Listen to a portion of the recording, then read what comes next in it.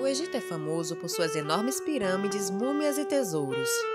Mas o que você realmente sabe sobre o Egito Antigo? Como realmente funcionava a vida naquela época?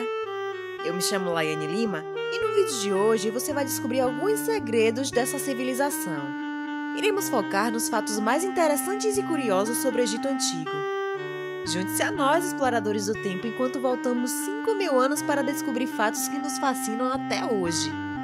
Mas antes... Ô diretor, por gentileza, roda a vinheta.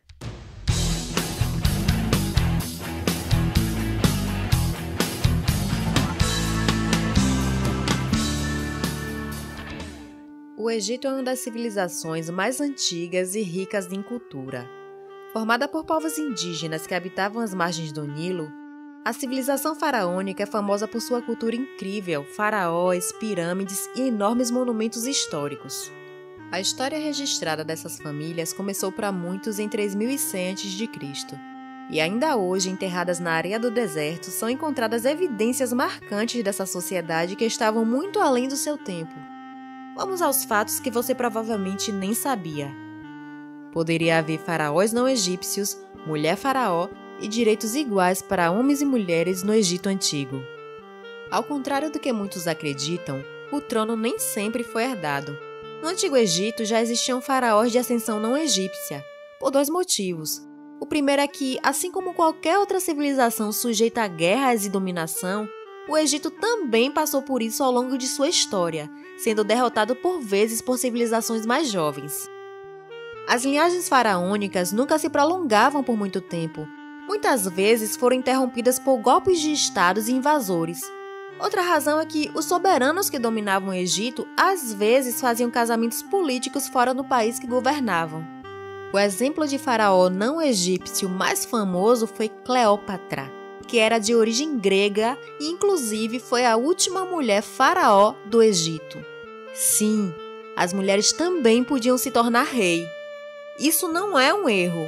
As mulheres que comandavam eram rei, não rainha, pois na língua egípcia antiga, a palavra que geralmente traduzimos como rainha significa literalmente esposa do rei. Pelo menos 3 mulheres governaram o Egito Antigo com sucesso. Eram elas Soberneferu, Hatshepsut e Tausert. Soberneferu foi a primeira governante do sexo feminino para a qual se tem provas.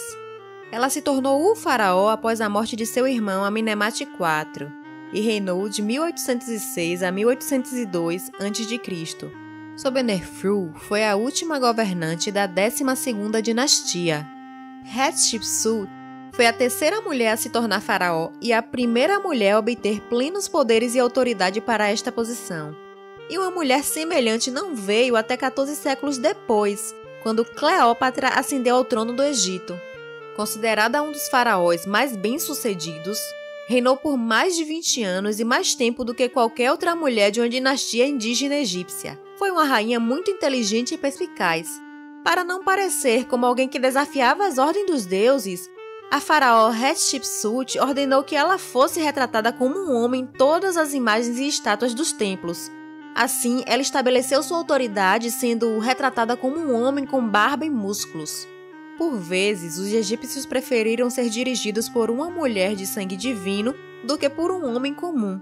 E por falar em mulheres poderosas, ao contrário de muitas outras culturas e civilizações da época em que as mulheres eram efetivamente propriedade de seus maridos, homens e mulheres da mesma classe social eram legalmente iguais no Egito. As mulheres egípcias gozavam de grande independência jurídica e financeira e ainda recebiam o direito de se divorciar e se casar novamente. Esperava-se que as mulheres substituíssem seus maridos quando se tratassem de questões comerciais. Elas podiam possuir terras, conduzir seus próprios negócios, comprar e vender propriedades, servir em júris, fazer testamentos e até mesmo entrar em contratos legais. Normalmente, as mulheres egípcias não trabalhavam fora de casa. Mas para aquelas que trabalhavam, recebiam salários iguais aos dos homens que exerciam a mesma função. Sem dúvida, isso era um grande avanço para a época.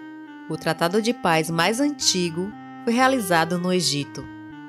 O Tratado de Paz mais antigo é significativo porque é um dos primeiros acordos de paz a sobreviver na história. Conhecido como Paz Eterna, este acordo fez cessar quase 2 séculos de conflito e inimizade. O tratado foi por volta do ano 1259 a.C. e selou a paz entre os povos egípcios e hititas. Como egípcios e hititas estavam enfrentando a ameaça de outros povos, Ramsés II e o rei hitita Tuzali III negociaram o famoso Tratado de Paz. Sob este acordo, o conflito terminou e as duas partes se comprometeram a se ajudar em caso de uma invasão estrangeira.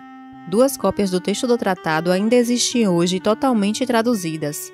Uma das pode ser vista acima da entrada da Câmara do Conselho de Segurança das Nações Unidas na cidade de Nova York. 3000 a.C. Dominaram a construção naval. Os antigos egípcios já haviam dominado totalmente as técnicas de construção naval desde o ano 3000 a.C.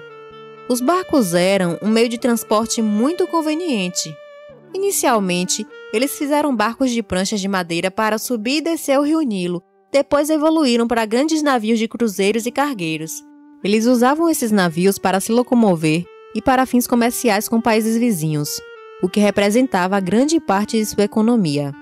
Hoje, o navio mais famoso e remanescente da era faraônica que ainda está conservado é o navio de Quéops, que foi encontrado lacrado na pirâmide de Gizé.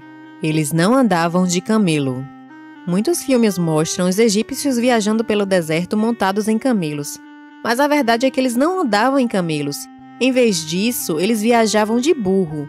Os camelos são animais do Oriente Médio que já apareciam ocasionalmente no início da dinastia faraônica, mas só foram usados como meio de transporte muito tempo depois.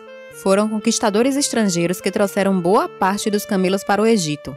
Eles só começaram a ser usados como um principal meio de transporte no final do período dinástico, quando não existiam mais construtores de pirâmides e o país já havia sido invadido por outros povos.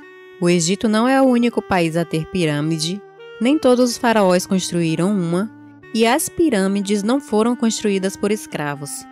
Meus amigos, o Egito não é o único país a ter pirâmides e também não é o que tem mais pirâmides.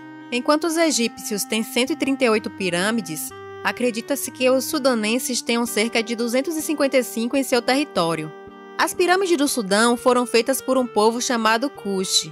Porém, as pirâmides do Sudão não são nem da mesma época das do Egito e nem tampouco parecidas. Acredita-se que as pirâmides sudanesas sejam 500 anos mais jovens do que as de seus vizinhos. Enquanto as egípcias atingem até 138 metros de altura, as sudanesas chegam no máximo aos 30 metros. São mais pontiagudas e com as bases mais estreitas, bem diferente das construções do Egito. Outro detalhe curioso sobre as pirâmides do Egito é que nem todos os faraós construíram uma. As pirâmides passaram a ser construídas a partir do Império Antigo, sendo a primeira no reinado do faraó Djose, entre o período de 2611 e 2630, 1420 anos após a última construção das 3 maiores pirâmides do complexo de Gizé. Durante o Império Novo, as construções de tumbas em forma de pirâmides foram abandonadas aos poucos porque tornaram-se ultrapassadas. Assim, os faraós começaram a optar por serem enterrados no Vale dos Reis. E provavelmente você aprendeu na escola que os escravos construíam as pirâmides. Mas os novos estudos da história egípcia levam os especialistas a acreditar que isso não é bem o caso. Embora os antigos egípcios certamente não fossem contra a posse de escravos, parece que eles os usavam principalmente como força de trabalho em fazendas e como empregados domésticos. A descoberta de um conjunto de papiros de Meré, um dos construtores da Grande Pirâmide, mostram que os trabalhadores das pirâmides, em sua grande maioria, eram cidadãos egípcios assalariados, qualificados e sazonais. Eram em torno de 5.000 funcionários assalariados e até 20.000 trabalhadores temporários. Esses trabalhadores eram homens livres que recebiam pagamento em forma de comida, bebida, atendimento médico e, para os que morriam em serviço, o sepultamento. Ainda no campo das pirâmides, vamos falar um pouquinho de mumificação. Apesar do Egito ser também muito famoso pelas suas múmias, você sabia que nem todos os corpos eram sujeitos à mumificação? Isso porque o processo de embalsamento era caro e demorado. Nem todos podiam pagar, tornando o processo restrito aos ricos da sociedade. A mumificação durava em torno de 70 dias e, para o embalsamador que fazia isso, era um processo trabalhoso. Mas o que é muito paradoxal é que, mesmo a mumificação não sendo para todos, muitos corpos foram mumificados naturalmente devido ao ambiente hostil do deserto. Os corpos literalmente secavam. Se você está gostando de nosso conteúdo, deixa seu like. Isso ajuda a fortalecer o nosso canal. Agora, mudando de assunto, você sabia que os trabalhadores do Egito Antigo organizaram a primeira greve trabalhista? Embora tratassem o faraó como uma divindade viva, eles não tinham medo de protestar por melhores condições de trabalho. O exemplo mais famoso disso foi no século XII a.C., durante o reinado do faraó Ramsés III. Os trabalhadores da tumba real organizaram a primeira greve registrada na história quando não receberam seus pagamentos habituais de grãos. Eles protestaram entrando em templos funerários próximos e se recusando a sair até que fossem ouvidos e seus pagamentos liberados. Deu certo, viu? As solicitações foram atendidas. No campo da medicina, você sabia que as primeiras próteses apareceram no Egito Antigo e que as mulheres egípcias usavam fezes de crocodilo como método contraceptivo? Sim, no Egito faraônico, os membros amputados eram substituídos por peças de madeira entalhada. A primeira prótese do mundo foi um dedo do pé feito de couro, madeira e linha, datada entre 950 e 710 a.C. Com relação aos métodos contraceptivos dos egípcios antigos, dentre muitas misturas, o uso de esterco de crocodilo, sem dúvida, era um ingrediente menos higiênico para prevenir a gravidez. Os antigos egípcios e mesopotâmicos misturavam esterco de crocodilo com outros ingredientes para formar um pessário, um bloco que funcionava como uma espécie de DIU. Não se sabe se esse método antigo foi eficaz, mas que era nojento, disso não temos dúvida. Falando um pouco sobre a vida dos faraós. Os faraós eram graciosos e elegantes, com aqueles corpos bem definidos e sarados. Mera vaidade. Ao contrário do que geralmente a arte egípcia descreve, os faraós com aqueles corpos elegantes e esculpidos, na maioria das vezes eles eram obesos. A começar pela dieta. Como é que uma pessoa fica magra bebendo cerveja, vinho, comendo pão e mel todos os dias? Se você souber a receita de manter a cinturinha de pilão com essa dieta, me avisa, tá? Até agora, exames feitos nas múmias indicam que muitos dos governantes egípcios não eram saudáveis. Eles estavam acima do peso e alguns até sofriam de diabetes. Outra curiosidade sobre a imagem dos faraós está registrada em suas estátuas. Se ele ainda estivesse vivo, a barba era esculpida para baixo e com o pé esquerdo à frente. Se já estivesse morto, colocaria a ponta da barba para fora e os pés alinhados. E todos, independente de ser homem ou mulher, usavam maquiagem. Eles eram apaixonados por esses cosméticos que serviam como enfeite e utilizados também para proteger a pele e os olhos do calor extremo. Sem dúvida, eles eram muito vaidosos e preocupados com a autoimagem que deixariam para as próximas gerações. E para finalizar, nosso tópico de curiosidade sobre o Egito Antigo, os egípcios perderam uma batalha por causa de sua fascinação por gatos.